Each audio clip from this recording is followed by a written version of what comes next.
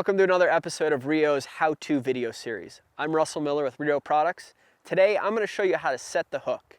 This is a really easy thing to talk about, but it's a very difficult thing to put into action. People have a lot of issues with this when it comes time to actually put a hook into a fish's mouth. The three scenarios we find ourselves in is fishing dry flies, fishing nymphs, and fishing a streamer or any fly under tension. They all require a very different hook set.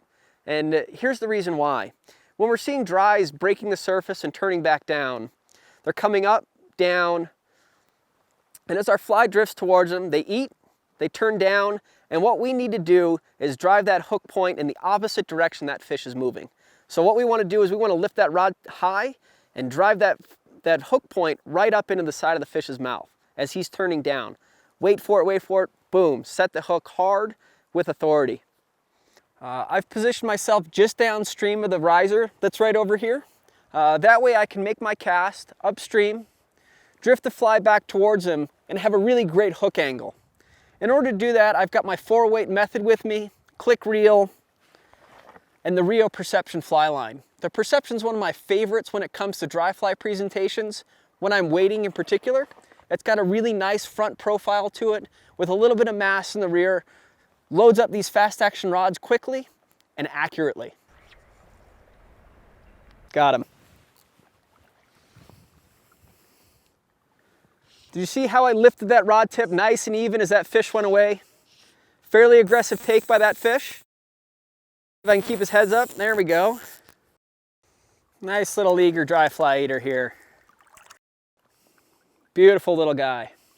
And that's how you set the hook on a dry fly eating fish. It's about good positioning of your body in addition to a good steady hand when setting the hook. So we're stopped here alongside this great piece of broken water, and I think it's a really good opportunity for us to have a look at setting the hook while nymph fishing. With me I've got the Sage X 9-foot 5-weight with the extreme indicator line on it. This is a really comfortable setup to fish this method. I've got a nymph and 2 small flies on there, and I'm going to step in and start working up and across the water and hopefully be able to show you that really good hook angle that's going to be key to converting those bites you get with the indicator rig. There he is. So I got this fish on now finally. And with that I was fishing the outside of this seam here when he ate just down below me. And because of the angle I was at while he was down below me, I had to really set my hook low and way down to the side of me in order to get that hook point in that fish.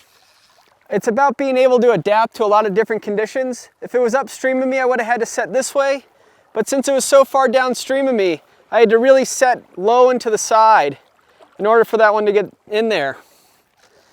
We've got one of the Idaho natives on the line here. A nice big mountain whitefish.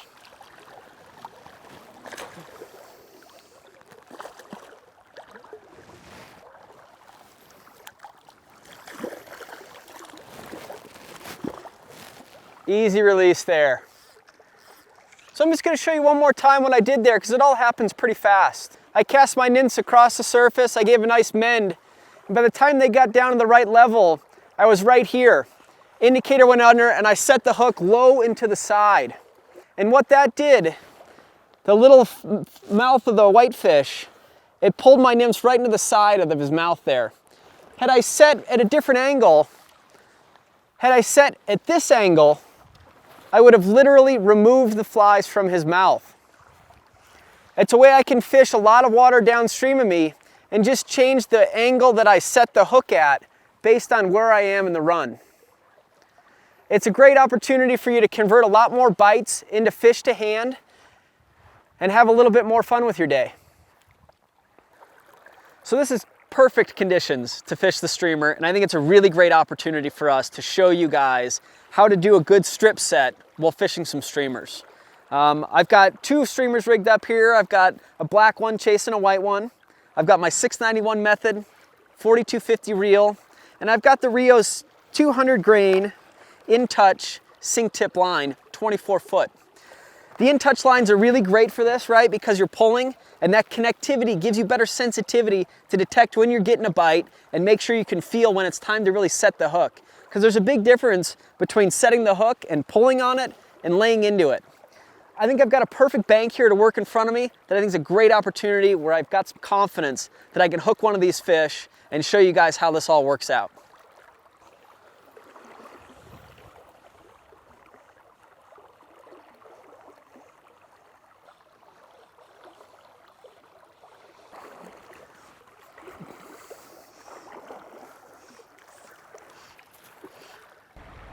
Can't tire them out a little bit.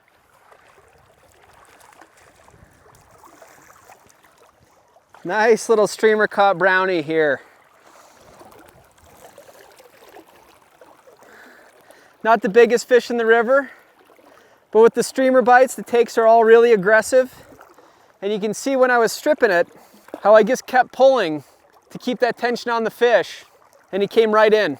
I'll show you one more time.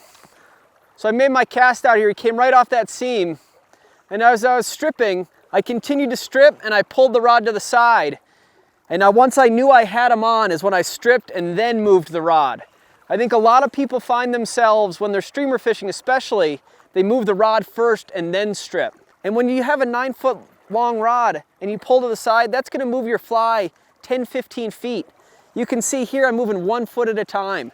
And so what I do always, I strip, strip, strip, feel the take, feel the tension, feel them on, then I can lay into them, right? I know I've got them hooked then.